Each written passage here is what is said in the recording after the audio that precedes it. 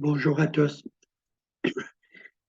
Aujourd'hui, on continue notre étude sur où habitez-vous. Avant de poursuivre, par contre, notre étude sur où habitez-vous en Égypte, à Babylone ou dans la terre promise, je veux nous rappeler que nous devons vivre dans la terre promise si nous sommes pour y construire la nouvelle Jérusalem où Dieu habite. Pas seulement dans la terre promise. Est-ce que la nouvelle Jérusalem, qui le représente, euh, vraiment peut être construite? Jean nous dit en Apocalypse 21, verset 2, on a déjà vu dans la première vidéo, et je vis descendre du ciel d'auprès de Dieu la ville sainte, la nouvelle Jérusalem, préparée comme une épouse qui s'est parée pour son époux. Nous avons vu que la nouvelle Jérusalem, c'est nous. Et Jérusalem veut dire être complet et paisible. Très important, être complet et paisible. Et le verset 22 d'Apocalypse 21 nous dit ceci, parce que là, Dieu peut habiter. C'est Dieu qui nous rend complet et paisible dans la terre promise. Verset 22 nous dit, je ne vis point de temple dans la ville, car le Seigneur Dieu Tout-Puissant est son temple, ainsi que l'agneau. Retenez ceci, c'est Dieu en nous qui nous rend complet et paisible comme Nouvelle Jérusalem dans la terre promise. Donc, mais pour aller à la terre promise, il faut s'assurer, premièrement, de sortir de l'Égypte, qui représente notre chair. Paul nous dit en plusieurs endroits que nous sommes le temple de Dieu, comme j'ai dit tantôt, nous l'avons déjà vu dans la première vidéo. En 1 Corinthiens 6, versets 19 à 20, Paul dit, ne savez-vous pas que votre corps est le temple du Saint-Esprit qui est en vous? Saisissez ça. Ne savez-vous pas que votre corps est le temple du Saint-Esprit qui est en vous, que vous avez reçu de Dieu et que vous ne vous appartenez point à vous-même? On ne s'appartient plus, car vous avez été rachetés à un grand prix. Glorifiez donc Dieu dans votre corps et dans votre esprit. N'oubliez pas que esprit veut dire principe de vie et disposition mentale. L'essence même de notre vie doit venir de l'esprit de Christ en nous, qui appartient à Dieu. Ça, c'est très important de saisir si on veut sortir de la terre promise. Maintenant, c'est-à-dire sortir de l'Égypte pour aller à la terre promise. Dans cette vidéo, nous allons examiner la deuxième tactique de Pharaon pour nous empêcher de sortir de l'Égypte et aller à la terre promise pour adorer Dieu en esprit et en vérité, ce que nous avons vu dans la troisième vidéo.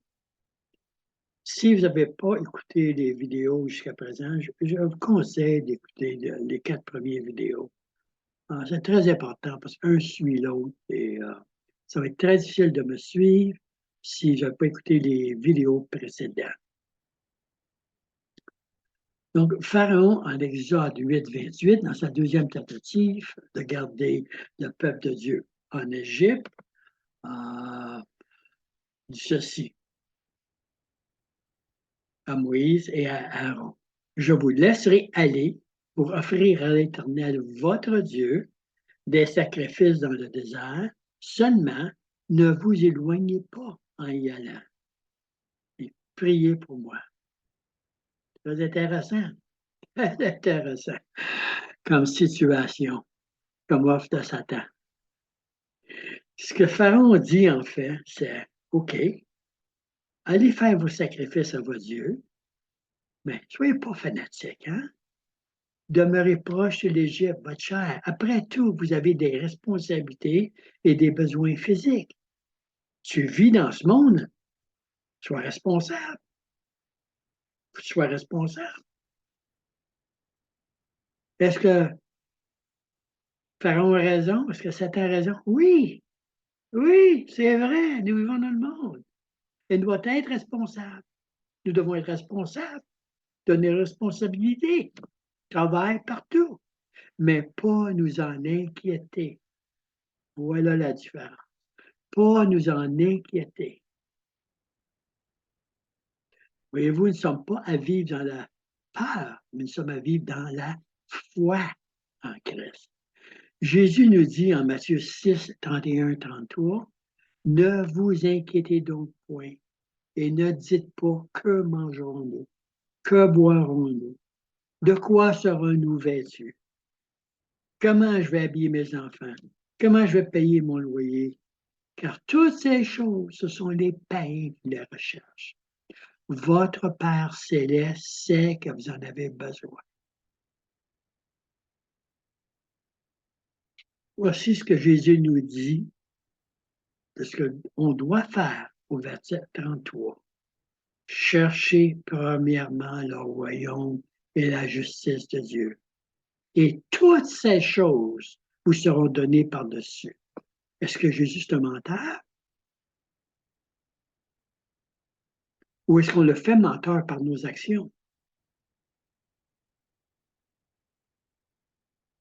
Satan sait que s'il perd contrôle de nous, que si nous vivons par la foi de notre Père céleste, alors sa destruction est proche.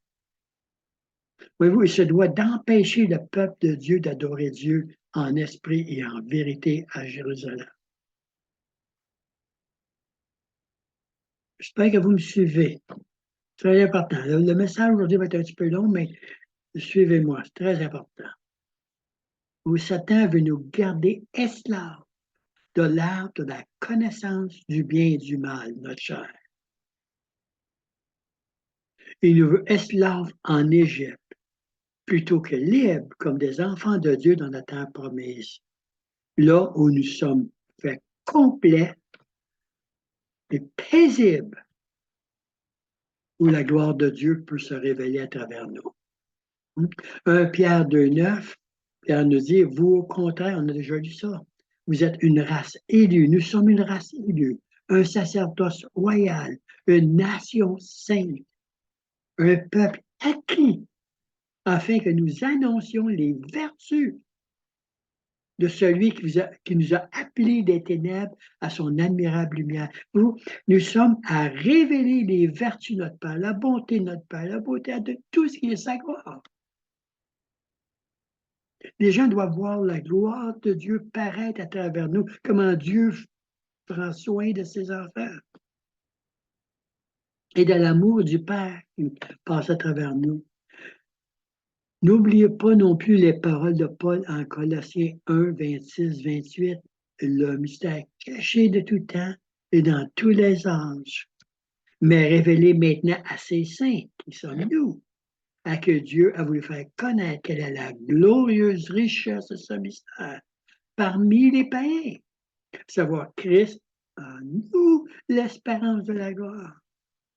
C'est lui que nous annonçons, exhortant tout homme et introduisant tout homme en toute sagesse, afin de présenter à Dieu tout homme devenu parfait en Christ. Si nous ne marchons pas révélant la gloire de Dieu, si nous ne vivons pas en faisant confiance à la gloire de Dieu, si nous agissons de la même façon que les païens, pourquoi nous croiraient-ils? Voyez-vous, il doit voir non pas seulement que l'amour du Père à travers nous, mais il doit voir la manifestation de la gloire de Dieu à travers nous, comment le Seigneur est bon. Une autre chose très intéressante, est-ce que Pharaon dit, écoutez-moi bien, il dit ceci, priez pour moi. Oh, vous comprenez? Pharaon, priez pour moi, intercédez pour moi. Avez-vous déjà entendu des chrétiens ou des non-chrétiens qui vivent pour satisfaire les convoitises de leur chair et en récoltent les conséquences? Vous demandez, priez pour moi. Des chrétiens qui font plus confiance à leur chair qu'à Dieu. On va voir une histoire que je vais raconter vers la fin de ce message. lorsqu'on met notre confiance en nos tactiques charnelles, à notre chair, à notre puissance, etc., comment on perd la bénédiction que Dieu veut nous donner. Et on demande aux autres de prier pour nous. Une chose à réfléchir. Vous pouvez arrêter la vidéo si vous voulez, puis commencer à réfléchir à ça, puis revenir aux vidéos. N'oubliez pas, c'est une vidéo, vous pouvez l'arrêter en tout temps. Jésus nous dit en Matthieu 6, 24, nul ne peut servir deux maîtres, car ou il haïra l'un et aimera l'autre, ou il s'attachera à l'un et méprisera l'autre. Vous ne pouvez pas servir, Jésus nous dit, Dieu et maman. Vous ne pouvez pas. Souvenez-vous toujours que Dieu nous offre son royaume de justice, de paix et de justice, veut dire équité de caractère et d'action, de paix qui vient avec son caractère et de la joie de marcher dans la foi à notre Père céleste.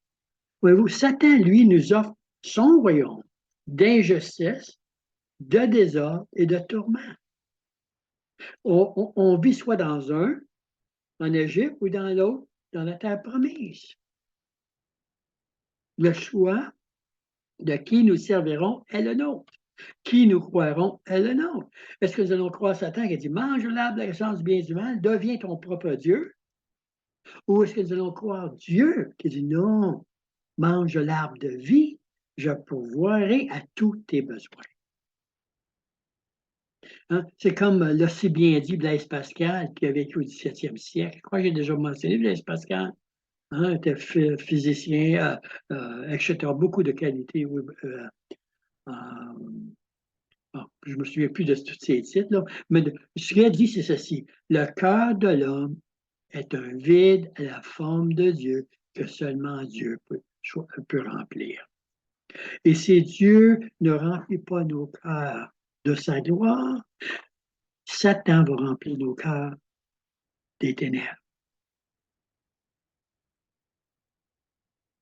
Hein? Satan va nous offrir tous les choses de ce monde pour tenter de trouver la paix et la joie qu'on ne peut trouver qu'en Dieu, dans la terre promise.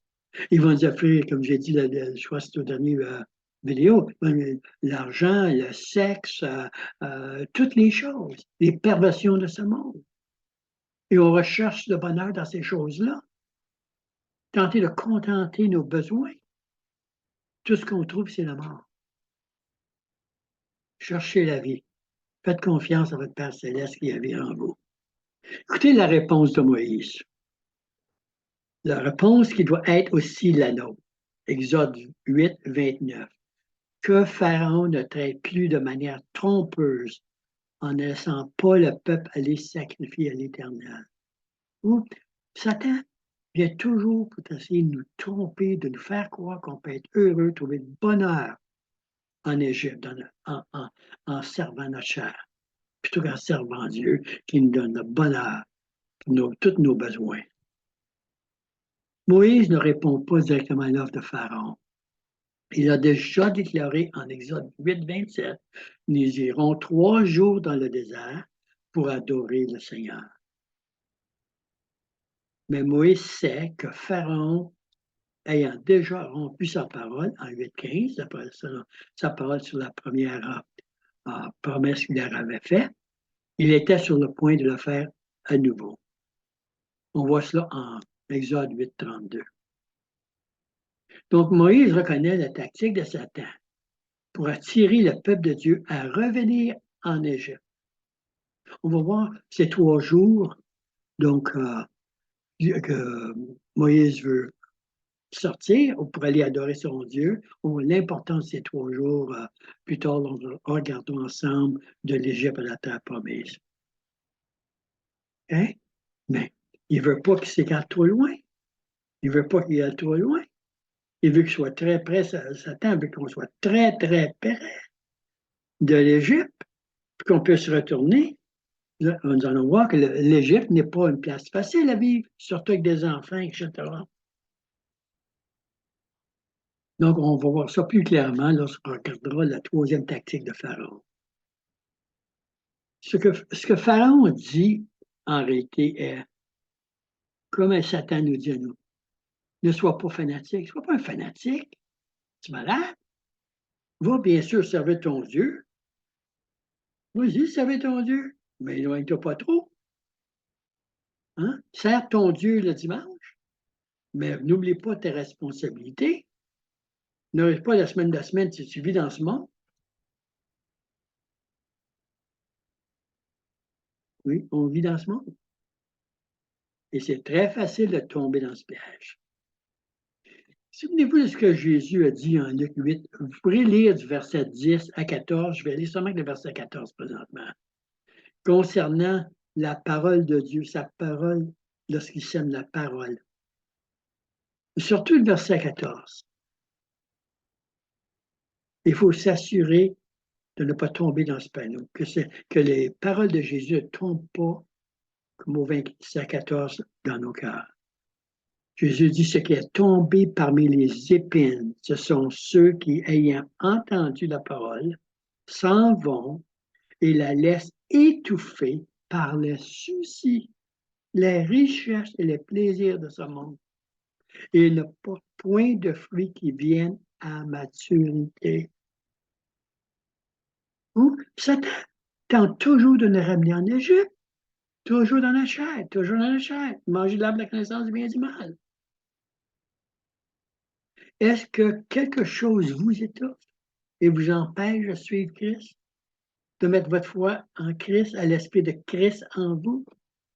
Christ qui est notre berger, qui les amène à la terre promise pour y adorer Dieu, de tous nos cœurs, de notre temps, de notre pensée, comme Jésus le demande dans Matthieu 22, 37.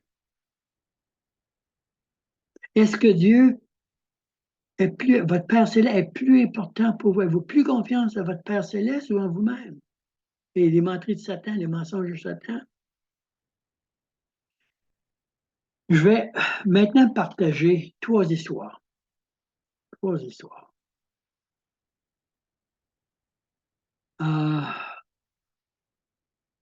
Où Baba et moi, lorsque Baba et moi avons suivi le Seigneur inconditionnellement. Là, on fait cela pendant trois fois. Trois fois, le Seigneur nous a demandé de tout vendre et de le suivre, ou de tout donner et de le suivre, trois fois. Mais je vais partager avec vous trois histoires de la première fois. Mais il y a tellement d'histoires que je peux raconter, où le Seigneur nous montre à avoir confiance à lui et à le suivre. Hein? Nous avons décidé, Barbara et moi, de suivre le Seigneur inconditionnellement et on a vraiment vu sa gloire et sa provision. Et les deux premières histoires que je vais raconter, je vais démontrer ça. C'est bien, les histoires vont démontrer ça. Mais je vais raconter une troisième histoire aussi, où j'aurais pu perdre la bénédiction que le Seigneur avait pour moi parce que je me suis influencé par la crainte. Comme j'ai dit tantôt, la vidéo, évidemment, va être un petit peu plus longue que d'habitude, mais je vous rappelle, vous pouvez toujours l'arrêter. OK? Euh, Personnellement, je suis le Seigneur à son service, si vous voulez directement à son service, depuis 1984. Et Barbara et moi, Barbara est devenue mon épouse en 85, et mon épouse, nous la suivons depuis 1985 ensemble. Et durant ces 38, 39 dernières années, le Seigneur nous a demandé trois fois, comme j'ai dit tantôt, de tout vendre ou donner nos biens et de le suivre. Donc, je raconte trois histoires de la première fois en 1987, où le Seigneur nous avait demandé de vendre nos biens ou de les donner et de le suivre où il nous guiderait. Et, à ce moment-là, il m'a mis dans le cœur de passer un bicycle à gaz et une roulotte, laquelle on s'est mis à voyager avec. Okay? Je raconte, on a voyagé dans l'Est du Canada pour un bout de temps, pendant l'été. On a fait une tente, même un matelas roulé sur la roulotte. C'était incroyable. On avait de l'air des hillbillies, en tout cas. Seigneur devait rire à ce moment-là. En tout cas, on avait ça avec nous, puis on couchait souvent dans les campgrounds, etc., où des gens nous offraient à dormir. Euh, on a eu beaucoup d'expériences. Mais venant le mois d'octobre, on se trouvait dans le bout de Sarnia, en Ontario, pas loin de Détroit. Et le Seigneur nous a demandé d'aller vers les États-Unis. Évidemment, le mois d'octobre commence à pas faire chaud au Canada. Et le Seigneur nous a demandé d'aller au Canada ce fois-ci. Là, je vous raconte l'histoire de la frontière pour vous démontrer que lorsqu'on suit le Seigneur, il n'y a aucune frontière qui peut demeurer devant nous. Aucune. Le Seigneur ouvre toujours la porte où il guide.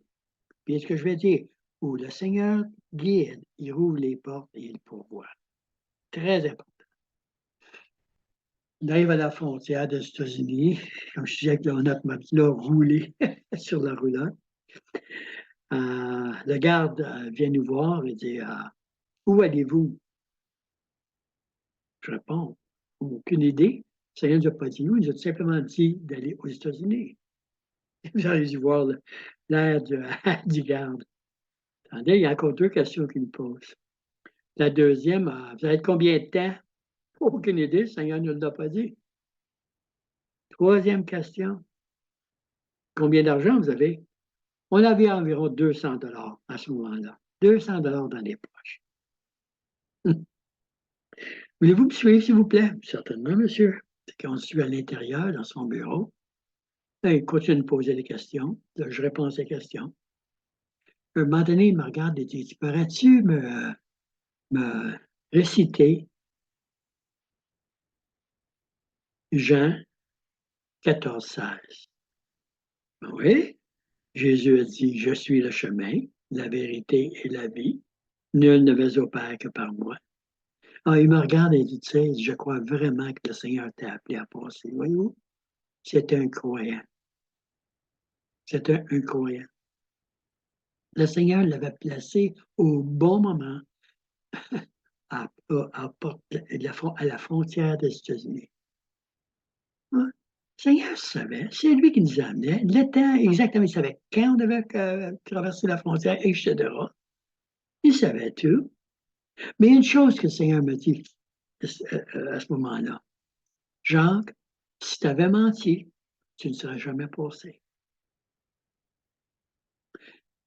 Si j'avais menti, autrement dit, je serais tourné en Égypte dans ma chair pour tenter de manipuler ma traversée, il ne serait jamais sorti. La troisième expérience que je vais raconter tantôt va démontrer ça. Deuxièmement, il pourvoit nos besoins. On ne s'est pas servi de notre temps du tout aux États-Unis. Le Seigneur ouvrait porte après porte après porte. Incroyable où on pouvait demeurer. On a demeuré avec des pasteurs. Mais tous les fois, il nous amenait toujours quelque part où il était important pour nous de partager ce que le Seigneur nous amenait de faire. Il nous amenait à faire.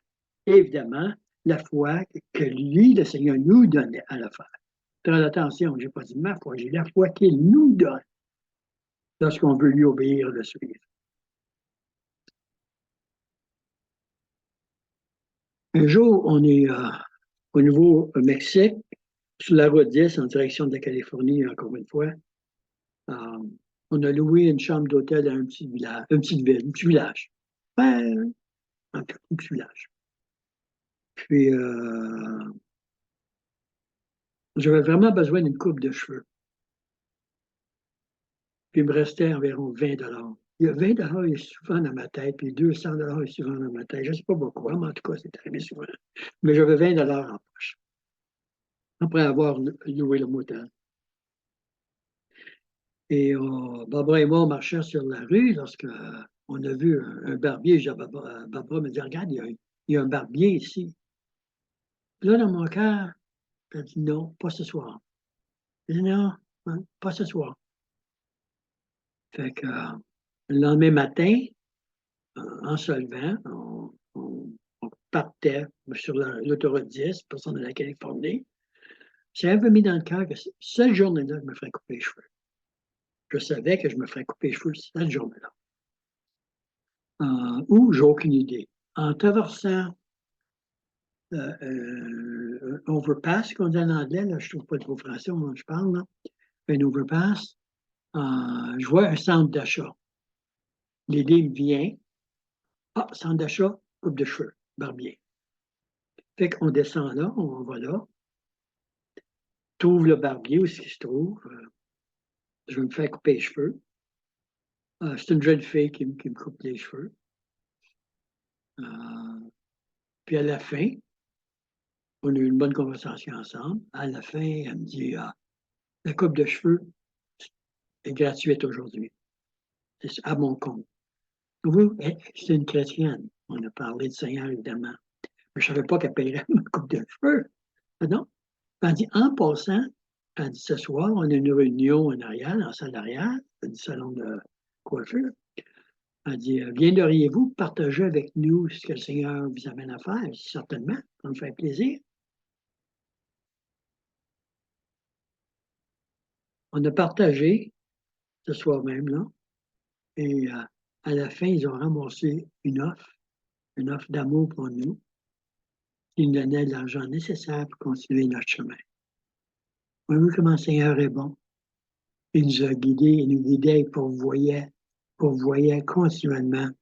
Tout le long et tout le long. On n'avait jamais beaucoup d'argent. Je me souviens un jour, une autre histoire, je n'étais pas compter, mais d'accord, j'avais en l'esprit.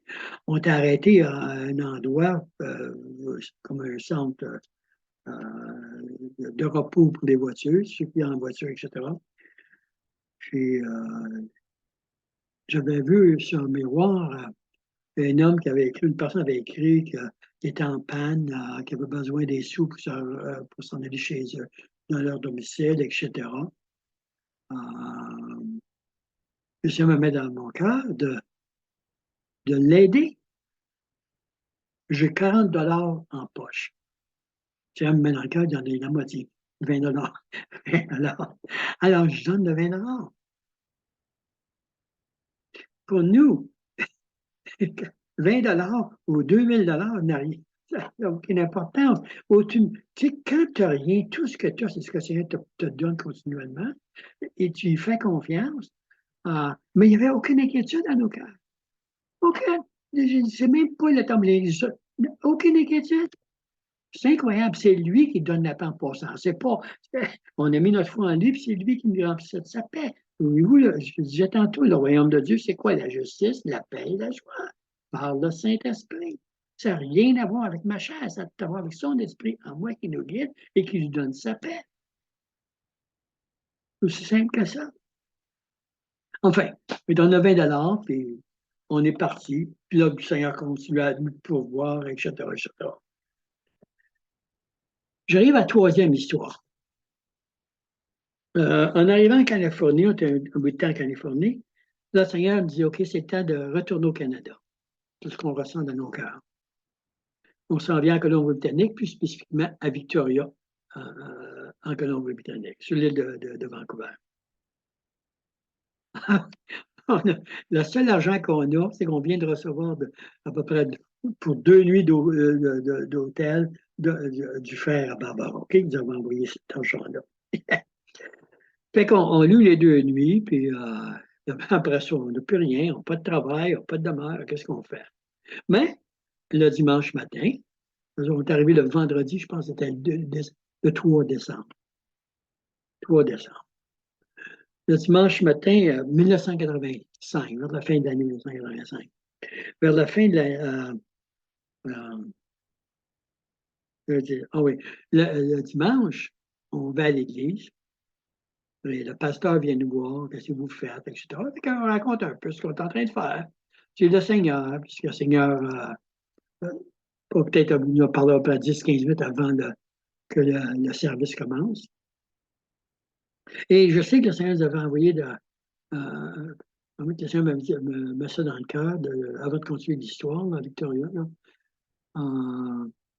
Ils avaient envoyé spécifiquement à cette église-là, je ne dirais pas le nom de l'illumination. Mais souvent, le Seigneur me donnait des paroles à donner. Je me souviendrai toujours, le Seigneur, puis il faut que ce soit le Seigneur, croyez-moi. Il me met dans le cœur, il me dit, veux-tu lèves, tu leur dis, et s'ils ne règlent pas leur dispute, dans 3 mois, l'Église va être fermée. Pendant 3 mois, l'Église va être fermée. Je me souviens de m'être levé, déclarer la parole du Seigneur tel qu'il me l'avait donné. Évidemment, ça n'a pas fait chaud, hein? Surtout de certains anciens qui ont ouais. C'est tout. J'ai déclaré la parole. 3 mois plus tard, l'Église était fermée, tel que le Seigneur m'avait dit. Mais je reviens à mon histoire. Le pasteur m'avait parlé, et puis euh, après le service, un type vient me voir et dit, moi, il se présente là, il dit, voici, il dit, je ne sais pas si vous seriez intéressé, mais mon épouse et moi, on s'en va à Calgary jusqu'au 1er janvier. On aurait besoin de quelqu'un pour garder notre maison. Et vous, comment le Seigneur est bon, on a une place pour loger. Puis il partait le lendemain. On prenait dormir le lendemain. Enfin, le Seigneur est bon. Jusqu'au 1er janvier. Mais il faut quand même se trouver une place pour le 1er janvier. Puis du travail, on n'a pas d'argent, ou très, très peu. Je me souviens plus où on a eu des sommes d'argent qui nous permettaient d'acheter du manger pour le mois, où il avait laissé du manger dans le frigidaire. Enfin, on a pu manger pour le mois. Mais voici ce qui se passe. Je cherche du travail. Et l'idée, c'est qu'on va travailler pour 6 mois, ramasser des sommes d'argent et on va partir. Et, on va retourner en Mexique, suivre le Seigneur, travers le Canada, peu importe où il nous amène. Et, donc, je cherche du travail. Vers le mi-décembre, c'est-à-dire vers le 15 décembre, si vous voulez, je n'ai pas trouvé de travail, pas de place à demeurer pour le 1er janvier. Puis là, je suis dans le salon, berçant dans une chaise berçante. Ceux qui me connaissent savent que j'aime bien les chaises berçantes, elle me berçant. Mais là, la panique commence à prendre, la peur commence à prendre. Seigneur, où es-tu? Qu'est-ce qui se passe? Seigneur me met en esprit, en la tête, l'histoire de Meshach, Shadrach et Abednego qui auraient refusé de se pencher devant la statue de Nebuchadnezzar. Et j'ai compris exactement ce que le Seigneur venait de me dire. Voyez-vous, quand je cherchais du travail, je leur disais pas que c'était seulement pour 6 mois. Je cachais cette chose. Et je répondais aux questions de la façon que je croyais qu'ils voulaient que je réponde. Le Seigneur ne pouvait pas me bénir. Qu'est-ce que je faisais? Exact. Je marchais selon Satan en Égypte. Il était évident que je demandais pardon au Seigneur immédiatement. Je dis, Seigneur, pardonne-moi. Je t'ai pas fait confiance. Ça n'a pas pris une demi-heure. Une demi-heure à 1 heure, maximum. Téléphone sonne. Et Barbara qui répond, elle dit, Jacques, c'est pour toi. Je dis, OK. J'ai répondu au téléphone. La type, elle dit, mon nom est Ray Hedrick. Son nom, vous ne connaissez pas, ça n'a pas d'importance, mais Ray Hedrick. Il dit, voici, le pasteur m'a dit qu'il est possible que vous chercheriez d'ouvrage. Oui, en effet. Il dit, mais voici. Il dit, j'ouvre un motel pour le 1er janvier. J'ai besoin d'un couple. Il y a un appartement pour le couple qui vient avec, plus un petit salaire. Seriez-vous intéressé? Ah, qu'est-ce que vous pensez que j'ai dit? Il est évident. On s'est occupé de son motel pendant un certain temps. Un temps, je pense, à peu près 6-8 mois. Mais l'idée, c'est ceci. On aurait pu perdre la bénédiction que le Seigneur avait pourvue pour moi, pour nous, parce que j'ai eu peur et j'ai permis à Satan de me retourner en esclave en Égypte à ma chair.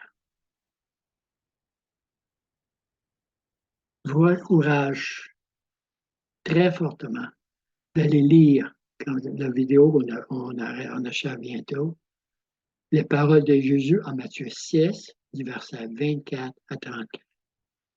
Je vous laisse aller lire ça, on a quasiment fini. Voyez-vous, en tant qu'enfant de Dieu, nous devons être fidèles, zélés à l'Esprit de Dieu en nous. Fidèles à le suivre, à lui faire confiance. Si vous avez reçu Christ par la foi, marchez avec lui par la foi.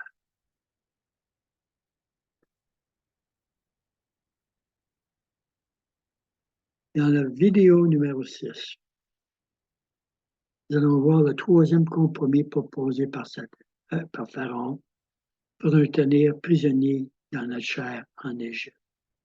Et c'est probablement le plus féroce de ces tentatives.